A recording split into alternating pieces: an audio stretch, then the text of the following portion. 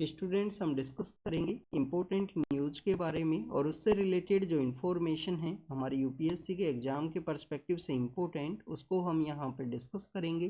First news is regarding the Pakistan के perspective से है। स्टूडेंट्स पाकिस्तान के जो जनरल इलेक्शंस हैं वो कंप्लीट हुए हैं और आप देखिए कि रिजल्ट के अनाउंसमेंट के बाद में किसी भी पॉलिटिकल पार्टी को जो मिनिमम नंबर रिक्वायर होते हैं गवर्नमेंट को फॉर्म करने के पर्सपेक्टिव से वो मिनिमम नंबर्स यहाँ पे रिसीव नहीं हुए। इसी वजह से कोलिशन गवर्नमेंट है उसके बारे में डिस्कस किया गया है। आप देखिए कि पाकिस्तान के जो इलेक्शंस कंडक्ट होते हैं उसके अंदर में आपको इस्टेब्लिशमेंट का जो रोल है वो देखने के लिए मिलता है। पाकिस्तान आर्मी का जो इन्वॉल्वमेंट है वो आपको इलेक्शन रिजल्ट्स के अंदर भी देखने के लिए मिलेगा। पाकिस्तान आर्मी के द्वारा जिस पॉलिटिकल पर्सन को यहाँ पे एक फेवरेट पर्सन के रूप से चूज किया जाता है उसी को जो मोर नंबर्स हैं मोर सीट्स हैं उसको रिसीव होते हैं।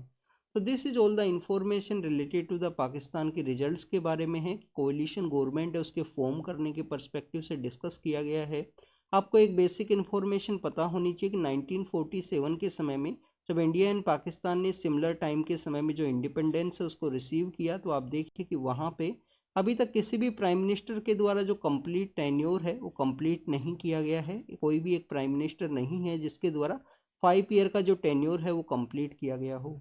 सपोज कीजिए किसी पर्सन के द्वारा जो टेन्योर है उसके 4 ईयर्स कंप्लीट हुए होंगे, लास्ट ईयर के समय में उसको ओवरथ्रो कर दिया गया होगा मिलिट्री के द्वारा या वहाँ पे जो डिफरेंट डिफरेंट डिक्टेटर्स आपको पाए जाते हैं उसकी वजह से उनको ओवरथ्रो कर दिया जाता है। तो हमारे एग्जाम के पर्पज से इंपॉर्टेंट इन्फॉर्मेशन नहीं है। Next is regarding the parliament के पर्सपेक्टिव से है। पार्लियामेंट के अंदर में जो टेम्पल का जो कंस्ट्रक्शन किया गया है अयोध्या के अंदर में उसके रिगार्डिंग में एक रेजोल्यूशन है उसको प्रपोज किया गया और एक भारत श्रेष्ठ भारत के कॉन्सेप्ट के रिगार्डिंग में इसको यहाँ पे एंडोर्स किया गया है। तो स्टूडेंट्स अगर हम बात करें हमारे एग्जाम के पर्पज से क्या इंपॉर्टेंट है, एक तो आपको अयोध्या का जो लोकेशन है उसके पर्सपेक्टिव से इंफॉर्मेशन होनी चाहिए।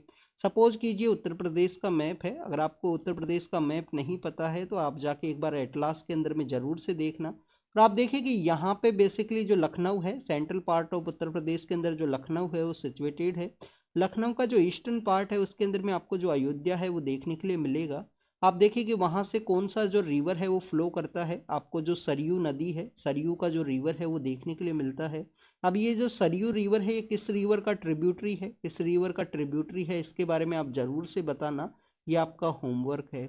स्टूडेंट द हिंदू जो न्यूज़पेपर है इससे रिलेटेड जो भी इंपॉर्टेंट होमवर्क्स है हम टेलीग्राम चैनल के ऊपर आपको अब डेली इसके लिए अपडेट है वो करते हैं, तो आप उसको रिगार्डिंग उसको रीड कर सकते हो, अपना जो सेपरेट नोटबुक है उसको प्रिपेयर कर सकते हो और उसके अंदर अपना जो होमवर्क है वो डेली कंप्लीट कीजिए। डेली अपना जो टेक्स्ट बुक है उससे जाके उन टॉपिक्स के बारे में रीड कीजिए जिससे कि आपको बेटर अंडरस्टैंडिंग हो और एग्जामिनेशन के अंदर आप काफ़ी अच्छे से जो परफॉर्म है वो कर सको। तो स्टूडेंट्स इस टॉपिक के बारे में डिस्कस करें तो आपको एक टेम्पल आर्किटेक्चर के बारे में इंफॉर्मेशन होना चाहिए।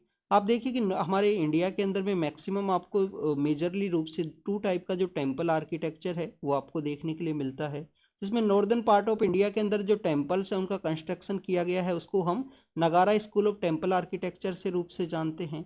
आप देखिए कि जो सदर्न इंडिया के अंदर जो टेम्पल्स हैं जिनका कंस्ट्रक्शन किया जाता है उसको हम Dravidian school of temple architecture के रूप से जानते हैं। स्टूडेंट्स जो नगारा स्कूल ऑफ टेम्पल आर्किटेक्चर है उसके भी आपको अलग अलग स्कूल्स हैं वो देखने के लिए मिलेंगे, जैसे कि आप देखिए कि जो खजुराहो का जो रीजन है केंद्रीय महादेव का जहाँ पे टेम्पल है तो खजुराहो के रीजन के आपको डिफरेंट जो टेम्पल आर्किटेक्चर है वो देखने के लिए मिलेगा। उड़ीसा के अंदर में आपको डिफरेंट टेम्पल आर्किटेक्चर देखने के लिए मिलेगा और आप देखिए कि यहाँ पे जो बेसिकली गुजरात का जो रीजन है जिसको कि हम Solanki school of temple architectures के रूप से भी जानते हैं क्योंकि वहाँ पे जो सोलंकी रूलर्स हैं उनके द्वारा रूल किया जाता था।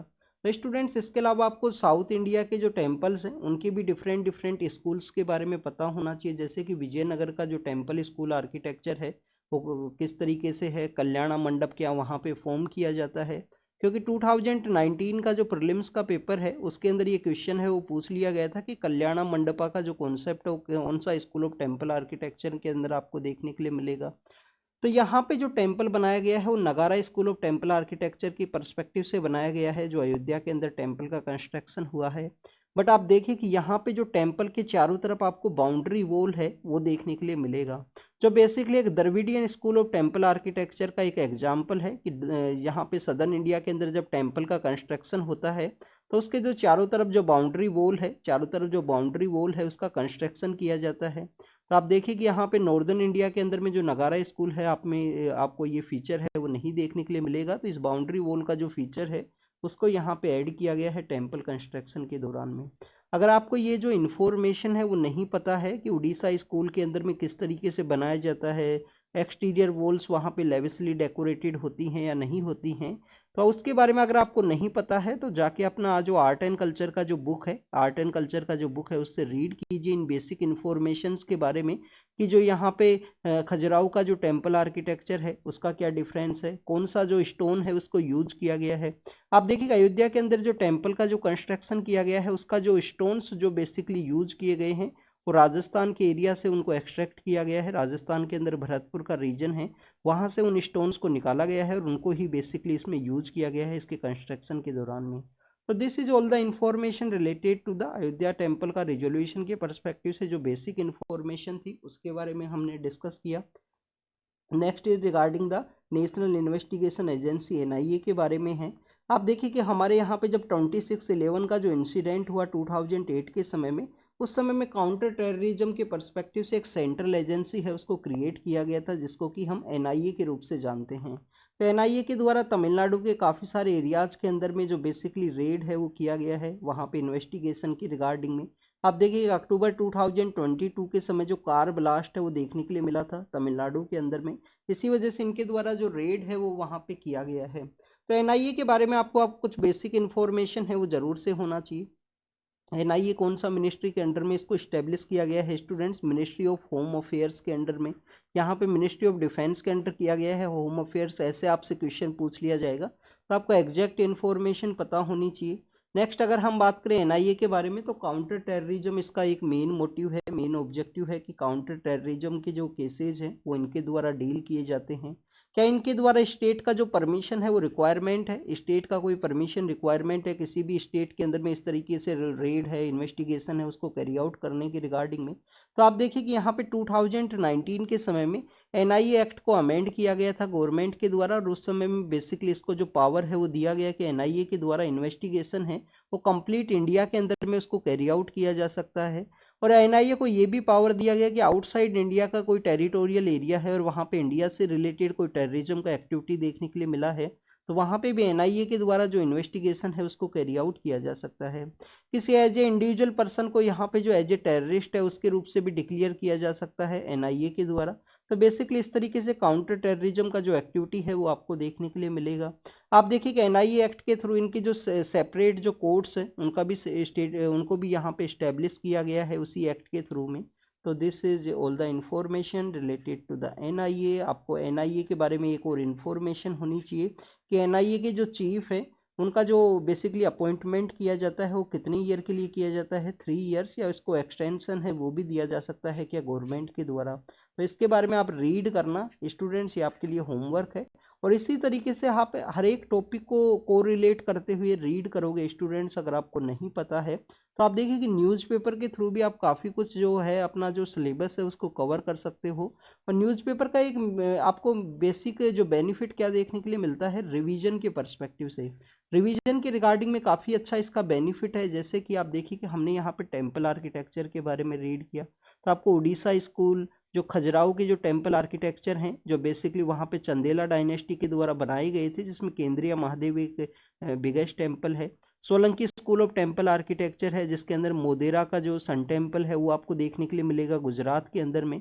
और इनका फेसिंग की रिगार्डिंग में भी जो क्वेश्चंस है वो देखे जाते हैं, क्या ईस्टर्न फेसिंग टेम्पल है यहाँ पे, क्या यहाँ पे मेन जो सन टेम्पल्स जो बनाए जाते हैं इंडिया के अंदर में तो वो सन टेम्पल का जो फेस है वो किस तरीके से आपको देखने के लिए मिलेगा, कहाँ कहाँ पे जो सन टेम्पल है वो सिचुएटेड है, क्या कोई कश्मीर के अंदर भी सन टेम्पल सिचुएटेड है? तो आप देखिए कि न्यूज़पेपर के थ्रू जब आप इनको रीड करोगे आर्ट एंड कल्चर का बुक के थ्रू में, क्योंकि किसी भी टॉपिक को आपको अंडरस्टैंड करना है तो आप बुक को जरूर रेफर किया कीजिए।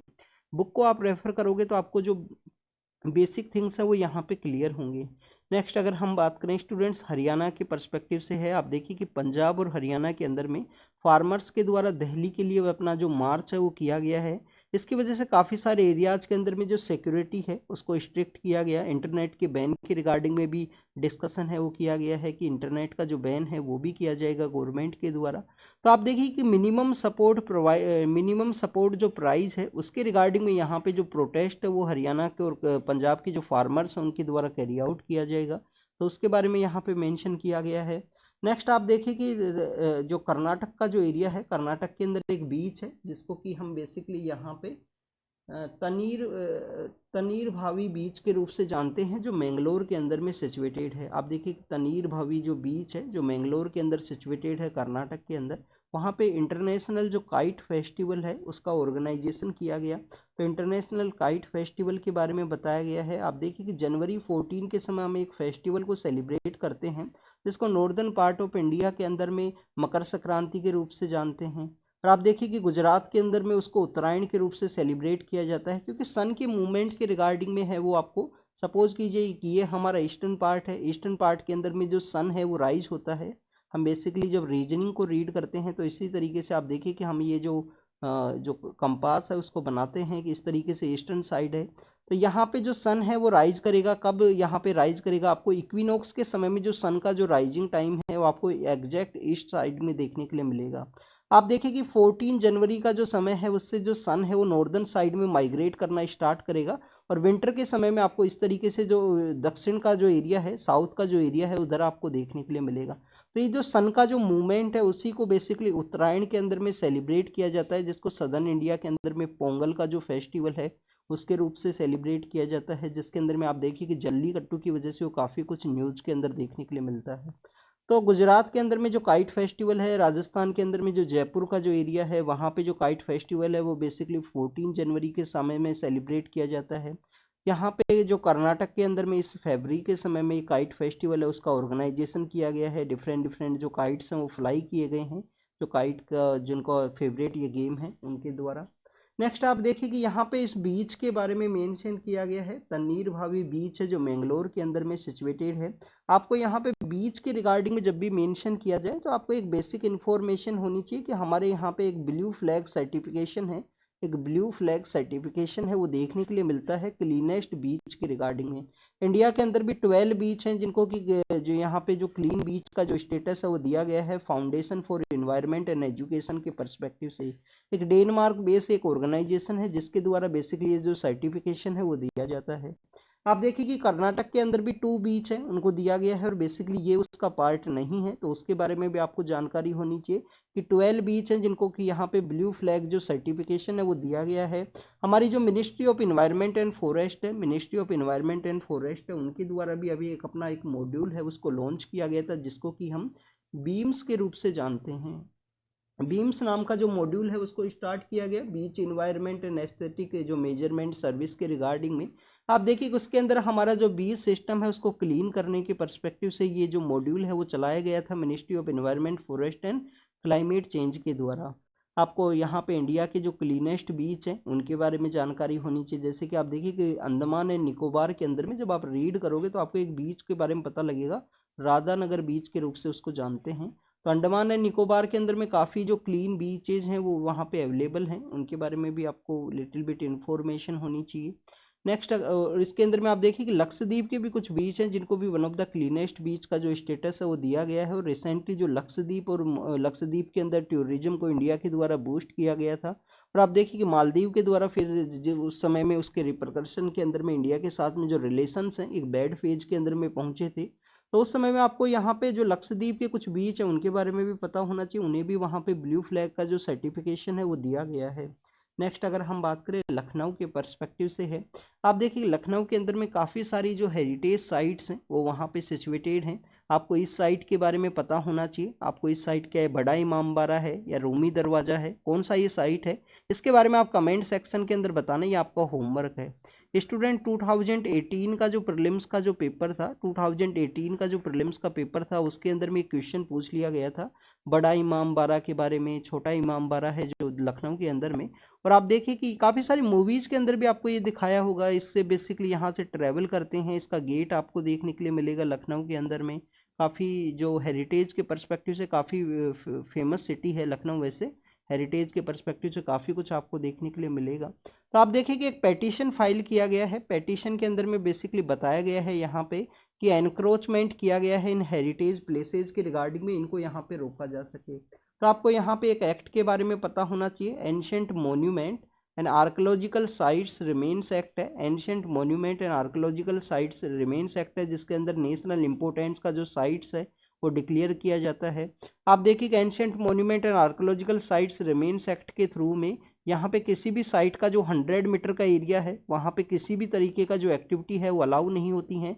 और आप देखिए कि 200 के अंदर में बेसिकली कुछ एक्टिविटीज़ है रिलेटिव बिट जो रिलैक्स है वो प्रोवाइड किया जाता है। तो ancient monument and archaeological sites remains act है 1958 का, जिसका 2010 के अंदर अमेंड भी किया गया था। ये जो बाउंड्री लाइन है इसको डिसाइड किया गया हमारी जो एंशिएंट साइट्स हैं उनको प्रोटेक्शन के पर्सपेक्टिव से। नेक्स्ट अगर हम लखनऊ की जो हेरिटेज साइट्स है उनके बारे में डिस्कस करें, आपको एक होमवर्क है स्टूडेंट्स। यहाँ पे हमारा जो हेरिटेज मोन्यूमेंट है, उसको जो हमें प्रोटेक्ट करना है, इसके बारे में हमारे कॉन्स्टिट्यूशन के किस आर्टिकल के अंदर में लिखा गया है।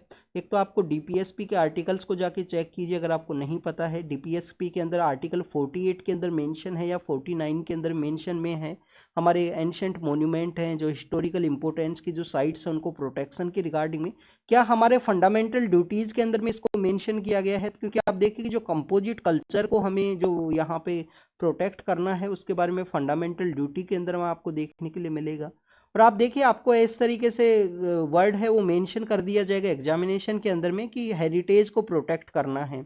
आपको ऑप्शंस दे दिए जाएंगे, फंडामेंटल राइट है, फंडामेंटल ड्यूटी है, डीपीएसपी है। इसमें कौन से जो पार्ट है उसके अंदर में हेरिटेज के प्रोटेक्शन के बारे में मेंशन किया गया है।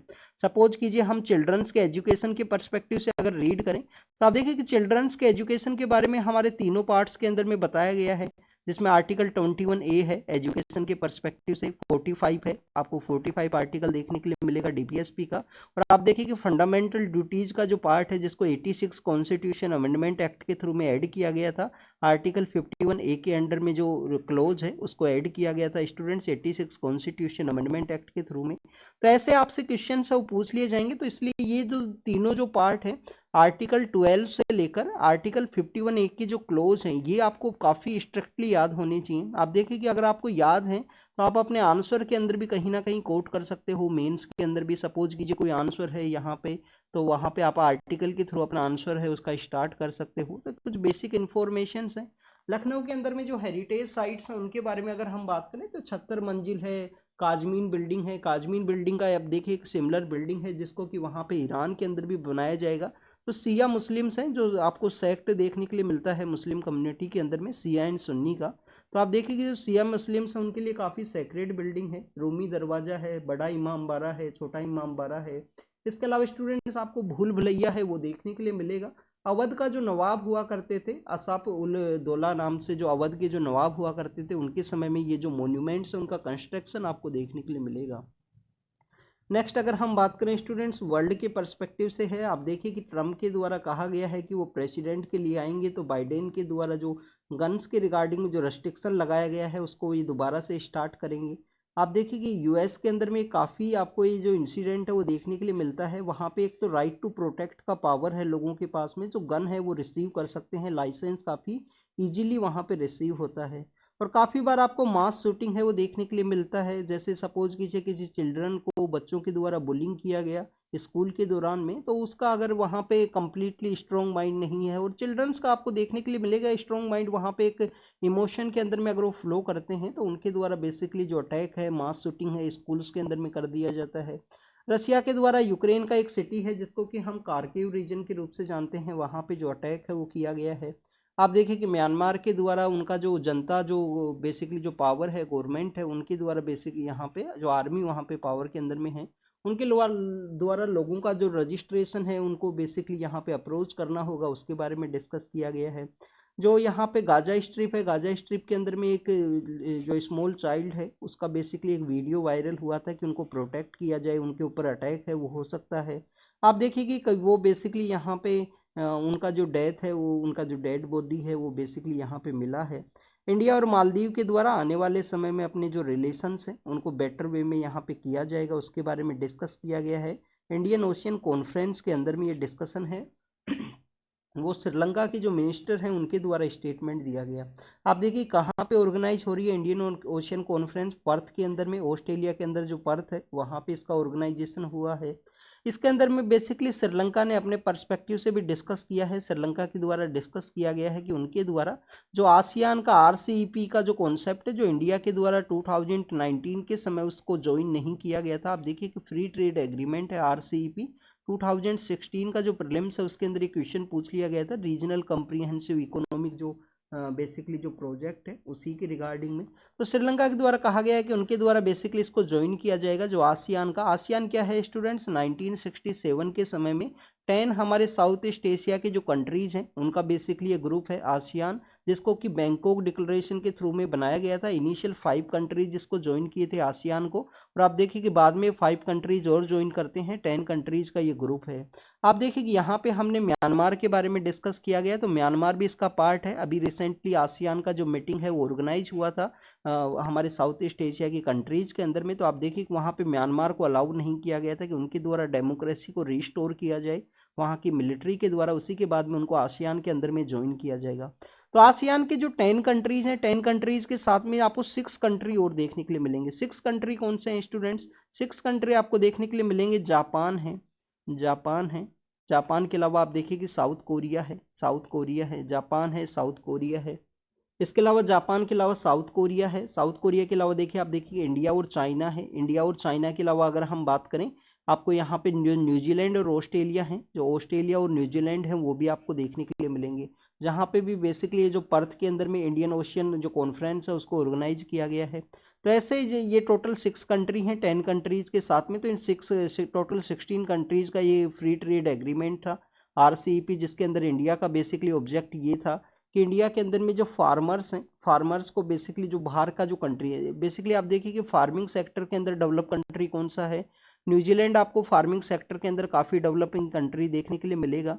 तो इंडिया की जो डिफरेंट डिफरेंट ऑर्गेनाइजेशंस है फार्मर्स के रिगार्डिंग में, जैसे कि आप देखिए कि अमूल है फूड प्रोसेसिंग के पर्सपेक्टिव से, तो उनके द्वारा कुछ कंसर्न्स है वो रेज किए जाते हैं जब भी इस तरीके का जो डिस्कशन है वो देखने के लिए मिलता था फ्री ट्रेड एग्रीमेंट के रिगार्डिंग में। इस वजह से इंडिया ने अपने जो लोकल पर्सनस हैं उनको, उनका जो राइट्स है उनको प्रोटेक्ट करने के पर्सपेक्टिव से RCEP है उसको ज्वाइन नहीं किया गया था। श्रीलंका के द्वारा कहा गया है कि हमारे द्वारा इसको बेसिकली ज्वाइन किया जाएगा RCEP का जो फ्री ट्रेड एग्रीमेंट है उसे। तो आपको इसके बारे में पता होनी चाहिए। आप देखिए कि 10 हमने आसियान के कंट्रीज हैं, 6 कंट्री हैं, जापान है, साउथ कोरिया है, जापान है, साउथ कोरिया है, इंडिया है, चाइना है, ऑस्ट्रेलिया और न्यूजीलैंड है। इसके अलावा अगर हम 2 कंट्रीज को अगर यहाँ पे ज्वाइन कर दें, रसिया प्लस में USA, रशिया और प्लस में USA को ज्वाइन कर दे, तो आपको ईस्ट आसियान जो समिट है, ईस्ट आसियान समिट का ये पार्ट देखने के लिए मिलेगा। ईस्ट आसियान समिट के अंदर टोटल 18 कंट्रीज हैं इन 2 कंट्रीज को और ज्वाइन करने के बाद में। नेक्स्ट साइंस के पेज के पर्सपेक्टिव से है, आप देखिए कि हमारे यहाँ पे काफ़ी बार लोकल एरिया के अंदर में जो वेदर का जो फोरकास्ट है वो काफ़ी यहाँ पे एग्जैक्ट वे में नहीं किया जा सकता है। जैसे कि अगर हम बात करें, अभी रिसेंटली नॉर्दर्न इंडिया के अंदर जो फोक का जो सिचुएशन है वो देखने के लिए मिला था। तो हमारे यहाँ पे जो IMD के द्वारा जो बेसिकली यहाँ पे वेदर का जो फोरकास्ट किया जाता है स्टूडेंट्स, वो काफ़ी एग्जैक्ट आपको नहीं देखने के लिए मिलेगा। ओवरऑल काफ़ी ज़्यादा इंप्रूवमेंट किया गया है IMD के द्वारा, इंडियन मेट्रोलॉजिकल डिपार्टमेंट के द्वारा। इसका जो इस्टेब्लिशमेंट है वो कब किया गया था स्टूडेंट्स? कॉलोनियल एरा के समय इसका इस्टेब्लिशमेंट देखने के लिए मिलता है। एग्जैक्ट जो ईयर है उसके बारे में आप कमेंट सेक्शन के अंदर बताना कि 1875 एग्जैक्ट ईयर है, 1861 एग्जैक्ट ईयर है, उसके बारे में आप कमेंट सेक्शन के अंदर बताना है। ये आपका होमवर्क है IMD का जो इस्टेब्लिशमेंट ईयर है उसके बारे में। तो स्टूडेंट्स IMD के द्वारा ओवरऑल जो इम्प्रूवमेंट हुआ है वेदर फोरकास्टिंग के रिगार्डिंग में, बट आप देखिए कि जो एग्जैक्ट अगर हम बात करें, सपोज कीजिए आप किसी बिग सिटी के पास में रहते हो, सपोज कीजिए आप दिल्ली का एरिया है, या आप गुड़गांव के अंदर में, मानेसर के अंदर में, या फरीदाबाद गाजियाबाद के किसी रीजन के अंदर में, तो वहाँ के रिगार्डिंग में जो एग्जैक्ट फोरकास्टिंग है वो नहीं देखने के लिए मिलेगी। तो कैसे उसको डील किया जा सके? तो सबसे पहले आप देखिए कि इंडिया एक ट्रॉपिकल कंट्री है, वेदर का जो वेरिएबिलिटी है वो आपको काफ़ी हाई देखने के लिए मिलेगा ट्रॉपिकल कंट्री के अंदर में। हमारे यहाँ पे IMD के द्वारा 800 के पास आसपास जो ऑटोमेटिक जो वेदर का जो स्टेशन है, ऑटोमेटिक जो वेदर के जो स्टेशन हैं उनको 800 के पास इस्टेब्लिश किया गया है। 37 जो डॉपलर वेदर रडार्स हैं जिनका इस्टेब्लिशमेंट है। और आप देखिए जो प्राइवेट सेक्टर के जो यहाँ पे इस्टेब्लिशमेंट हैं, काफ़ी सारे प्राइवेट जो वेदर फोरकास्ट का जो कंपनीज हैं उनके द्वारा भी अपने जो रडार्स हैं उनको इस्टेब्लिश किया गया है। तो उनकी रिगार्डिंग में आपको बेसिकली उनका जो यूज़ है वो आईएमडी के द्वारा नहीं किया जा सकता है। अगर आईएमडी को अपना जो वेदर फोरकास्टिंग है उसको इम्प्रूव करना है, क्रिटिकल वेदर फोरकास्टिंग को इम्प्रूव करना है, तो क्या करना होगा, आप देखें कि 3000 के आसपास, 3 लाख के आसपास उनको बेसिकली यहाँ पे जो ऑटोमेटिक वेदर स्टेशन हैं उनको यहाँ पे उनके द्वारा जो इम्प्रूव करना होगा। प्राइवेट सेक्टर के जो ऑटोमेटिक वेदर स्टेशन जो 20,000 के आसपास है उनका वो यूज कर सकते हैं आईएमडी के द्वारा। और इसके अलावा डॉपलर वेदर रडार है उसका भी जो नंबर्स हैं उसको इंक्रीज करना होगा। नेक्स्ट अगर हम बात करें, आप देखें कि हमारे यहाँ पे जो मिनिस्ट्री ऑफ एग्रीकल्चर है एंड फार्मर वेलफेयर है, ministry of agriculture and farmer welfare के अंडर भी आप देखिए कि एक विंड्स सिस्टम है जिसको डेवलप किया गया है। विंड्स सिस्टम क्या है, weather information network and data system है। Weather information network and data system, weather information network and data system, उसके द्वारा फार्मर्स को जो एग्जैक्ट है वेदर का जो फोरकास्टिंग है वो बताया जाएगा। नेक्स्ट अगर हम बात करें स्टूडेंट्स, यहाँ पे पोल्यूशन के पर्सपेक्टिव से बात किया गया है कि काफ़ी सारा जो पोलिनेशन का जो एक्टिविटी है उसका डिस्टर्बेंस है वो देखने के लिए मिलता है पोल्यूशन की एक्टिविटीज़ की वजह से, नाइट्रेट जो रेडिकल्स हैं उनके द्वारा। तो आपको यहाँ पे पता होना चाहिए कि पोल्यूशन जो है बेसिकली पोल्यूशन की वजह से, पोल्यूशन के अगर इम्प्रूवमेंट होगा तो पोलिनेशन का जो एक्टिविटी है, जो नॉकटर्नल्स है उनको पोलिनेशन की एक्टिविटी को भी ये हैम्पर करेगा। नेक्स्ट यहाँ पे देख स्टूडेंट्स, आइसलैंड के पर्सपेक्टिव से डिस्कस किया गया है।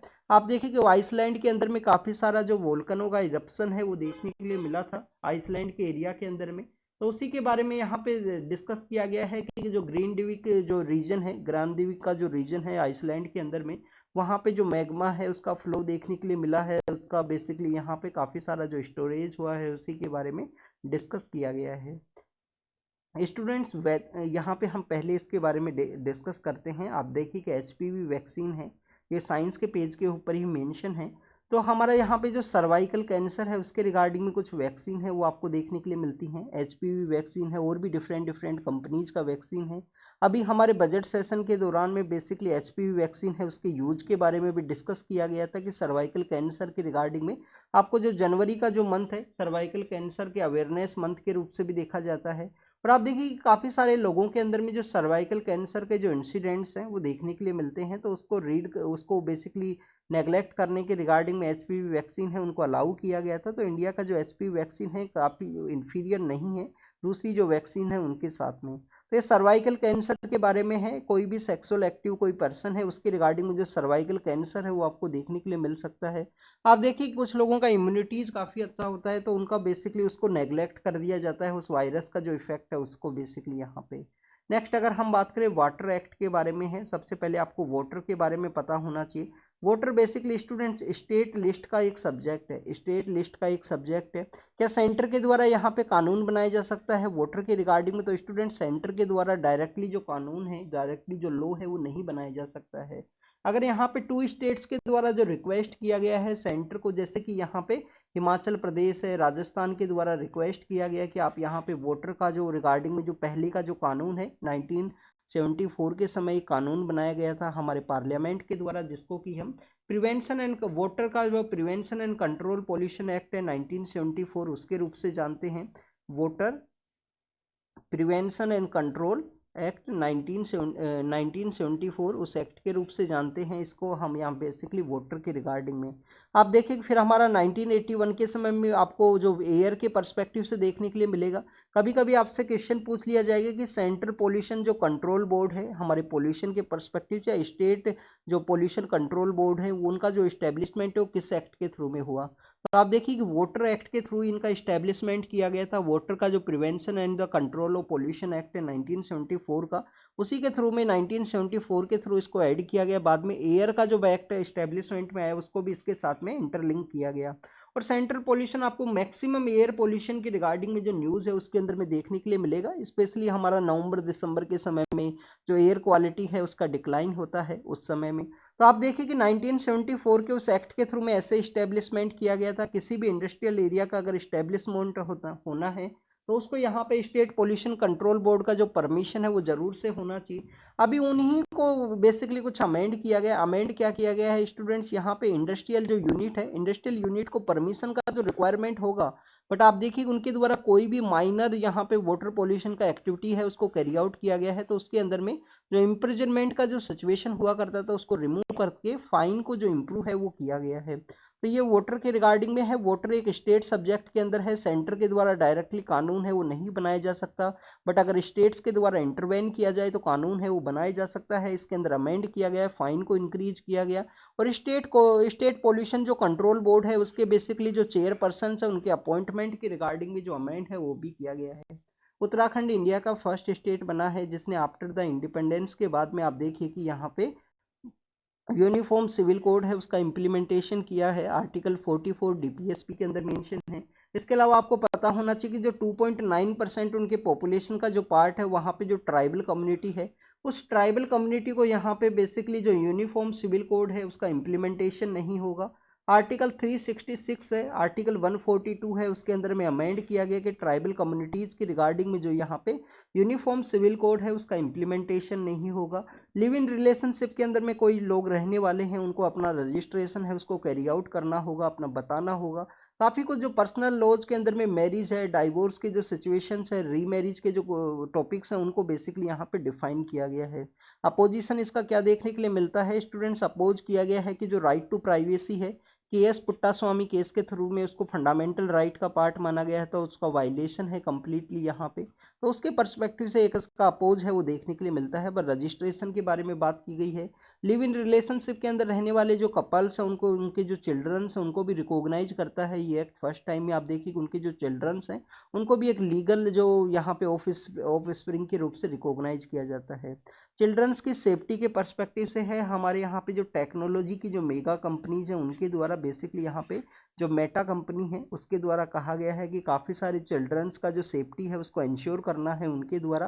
और आप देखिए कि अभी रिसेंटली जो कोविड-19 के अंदर में चिल्ड्रंस के द्वारा, कोविड-19 के अंदर में जो डिजिटल एजुकेशन होने की वजह से चिल्ड्रंस के द्वारा काफ़ी सारा जो ऑनलाइन मटेरियल है, जो टेक्नोलॉजी है उसका यूज किया गया, तो इसकी रिगार्डिंग में चिल्ड्रंस का जो ऑनलाइन सेफ्टी है उसके रिगार्डिंग में कंसर्न्स है वो रेज हुए हैं। एआई का यूज भी इंक्रीज हुआ है। एआई का यूज आपको बेसिकली होमवर्क के अंदर भी देखने के लिए मिलता है। चिल्ड्रंस अपने होमवर्क के पर्सपेक्टिव से एआई का यूज करते हैं, तो उनको किसी भी तरीके से मैनिपुलेट ना किया जा सके, क्योंकि मेच्योर एज नहीं है, मेच्योर माइंड सेट नहीं है, उस समय में कोई भी उनके इफेक्ट है वो देखने को ना मिले उनके ओवरऑल डेवलपमेंट के रिगार्डिंग में। तो ऑनलाइन यहाँ पे सेफ्टी है उसके पर्सपेक्टिव से डिस्कस किया गया है। नेक्स्ट अगर हम बात करें स्टूडेंट धोलावीरा के बारे में यहाँ पे डिस्कस किया गया। आप देखिए कि द हिंदू के अंदर संडे का जो न्यूज़पेपर है उसके दिन में कुछ फोटो है वो दिखाई जाती है। यहाँ पे फ्लेमिंगो है उनके बारे में बताया गया है। होमवर्क है आपके लिए, आपको फ्लेमिंगो के बारे में रीड करना है कि फ्लेमिंगो जो माइग्रेट करके भी आते हैं विंटर के समय में इस धोलावीरा के रीजन के अंदर में। आप देखिए कि वहाँ पे एक रोड है जिसको ओपन किया गया। धोलावीरा बेसिकली आपको जो खादिर आइलैंड है उसके ऊपर में देखने के लिए मिलता है गुजरात के अंदर में। और हमारे यहाँ पे हड़प्पन जो सिविलाइजेशन है उस समय का ये साइट है धोलावीरा। इसको यहाँ पे एक म्यूजियम के रूप से भी डेवलप करने के बारे में बात की गई थी बजट सेशन के अंदर में, कि म्यूजियम है जो धोलावीरा के अंदर डेवलप किया जाएगा। और एक म्यूजियम कहाँ पे डेवलप किया जाएगा, 2-3 ईयर्स बैक के पहले बजट की बात है स्टूडेंट। एक जो म्यूजियम है उसको राखीगढ़ी जो हरियाणा के अंदर में सिचुएटेड है, राखीगढ़ी के अंदर में जो म्यूजियम है वो बनाया जाएगा एंशियंट जो साइट्स हैं उनके प्रोटेक्शन के पर्सपेक्टिव से। तो पुरानी साइट है इंडस वैली सिविलाइजेशन का समय में आप देखें कि यहाँ पे प्री वेडिंग शूट है उसको दिखाया गया है। रोड है जो कंस्ट्रक्ट किया गया था G20 की मीटिंग के दौरान में, वहाँ पे डेलीगेशन से उनको पहुँचाने के पर्सपेक्टिव से, क्योंकि इंडिया ने अपना जो हेरिटेज है उसको शो किया था वर्ल्ड के डिफरेंट डिफरेंट जो लीडर्स है उन्हें, तो उसी के रिगार्डिंग में यहाँ पे बताया गया है धोलावीरा के पर्सपेक्टिव से। आपको इंडस वैली सिविलाइजेशन की जो साइट्स हैं उनके बारे में भी पता होना चाहिए। आप देखिए कि मांद नाम का जो साइट है वो आपको कश्मीर के अंदर में देखने के लिए मिलता है।